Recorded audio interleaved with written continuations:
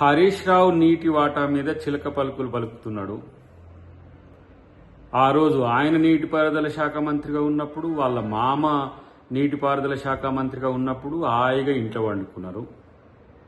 నీటి పేరు మీద తెలంగాణను తెగదోచుకున్నారు. ఇప్పుడు నీతి వాక్యాలు చెప్తున్నారు.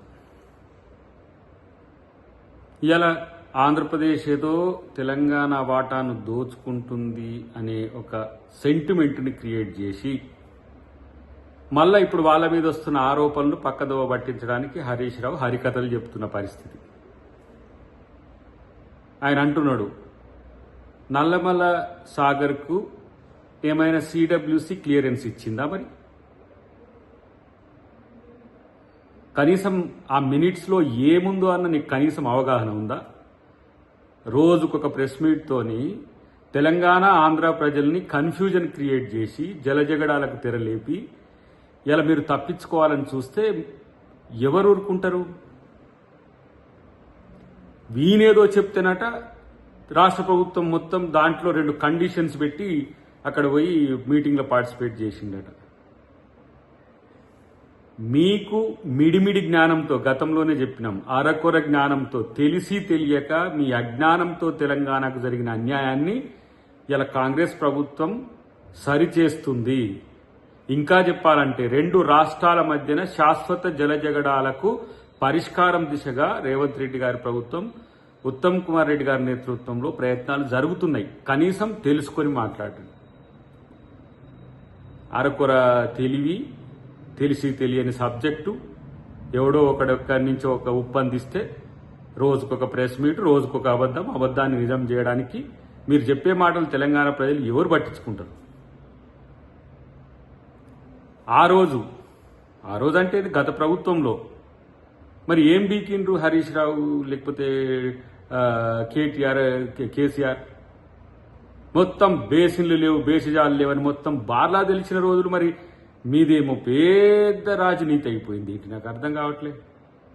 ఇలా కృష్ణా జలాల మీద కూడా మీరు సంతకం పెట్టిన వాటాను పునర్నిర్వచించాలని చెప్పి ఉత్తమ్ కుమార్ రెడ్డి గారు ఆ మీటింగ్లో పాల్గొంటున్నారు.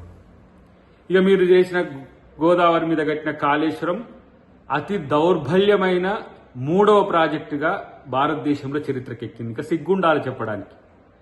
లక్షల కోట్ల రూపాయల తెలంగాణ ప్రజల రక్తం తాగిన ఒక జలగలు మీరు. ఆ నీటిలో జలగల్లా ఉండి తెలంగాణ ప్రజల యొక్క సొమ్మును దోచుకున్నది కాక ఇంకా ప్రగల్భాలు పలుకుతున్నారు. ఇంకా నిన్ననే కదా రిపోర్ట్ వచ్చింది. ఒకవైపు ఏమో అధికారం ఇస్తే ఏ విధంగా దుర్వినియోగం చేసి ఏ విధంగా అనెథికల్ ఇష్యూస్ చేయాలనేది ఒకవైపు, రెండవది జరగని వాటిని జరిగినట్టుగా భ్రమింపజేసి రాజకీయ లబ్ధి పొందాలనే ఎత్తుగడ ఇంకొక వైపు.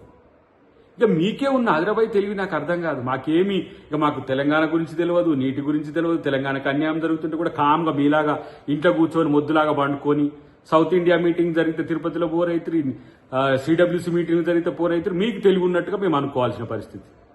ప్రాజెక్టులు కట్టడానికి తప్ప మీరు ఇంకో నష్టం తెలంగాణకు నీటి మీద జరుగుతుంటే మీరు పట్టించుకోవాలి. ఇదే గోదావరి ప్రాజెక్టుల మీద కానీ, ఇదే కృష్ణా ప్రాజెక్టుల మీద కానీ మీరు చేసిన అన్యాయం ఒక తరం నష్టపోయింది. ఒక తరానికి సరిపడా డబ్బులను వృధా చేసిండు ప్రాజెక్టుల పేరు మీద. ఇంకా తగుదునమ్మా అని చెప్పి హరీష్ రావు చిలక పలుకులు పలికితే ఎవరు పట్టించుకుంటారట? మళ్ళా పైగా తెలంగాణ ప్రభుత్వం మిన్నకుంటుంది, పట్టించుకోవట్లేదు. ఆంధ్రాకు రేవంత్ రెడ్డి గారు నీళ్ళు తీసుకుపోతున్నారు. ఇట్లా తీసుకపోతే ఎట్లా? మీరు తెలంగాణ సెంటిమెంట్ రగిల్చినా మిమ్మల్ని పట్టించుకునేటోడు లేడని ఎన్నిసార్లు చెప్పినా కూడా మీకు అర్థం కాక పదే ఇదే సొల్లు పురాణం చెప్తే మిమ్మల్ని ఎవరు పట్టించుకోరు. డెఫినెట్గా తెలంగాణ ప్రభుత్వం తెలంగాణ ప్రజల యొక్క వాటా ఏదుందో ఆ విషయంలో కొట్లాడుతుంది.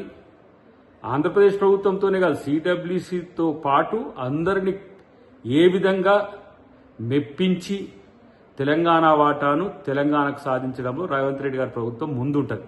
మీలాగా ఏదో పైసల కోసం ప్రాజెక్టులు కట్టేదో, లేదంటే కాంట్రాక్టర్ల జేబులు నింపడానికో ప్రాజెక్టులు కట్టేదో, లేకపోతే ఎవరి ప్రయోజనాల కోసమో తెలంగాణ నీటి వాటాను ఇవ్వడానికి తెలంగాణ ప్రభుత్వం కానీ కాంగ్రెస్ పార్టీ కానీ రేవంత్ రెడ్డి గారి ప్రభుత్వం కానీ సిద్ధంగా ఉండదు. అది తెలుసుకో.